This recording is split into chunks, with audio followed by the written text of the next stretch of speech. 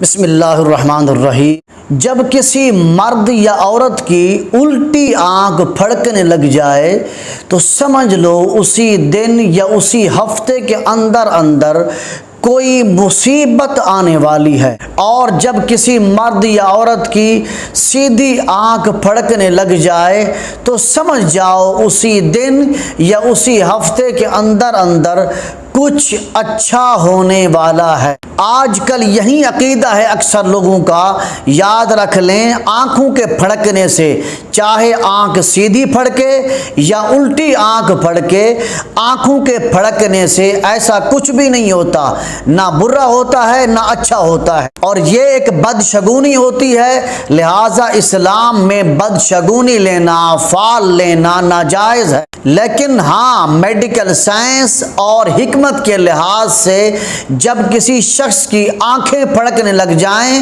یا جسم کا کوئی اور حصہ پھڑکنے لگ جائے تو یہ کسی مرض کی طرف اشارہ ہوتا ہے، یا جسم میں گیس کی وجہ سے اس طرح آنکھیں پھڑکتی ہیں یا جسم کا کوئی اور حصہ پھڑکتا ہے۔ اس لیے جسم کے ان حصوں یعنی آنکھوں کے پھڑکنے سے یا جسم کے کسی اور حصے کے پھڑکنے سے مصیبت آنے کا عقیدہ رکھنا درست نہیں ہے۔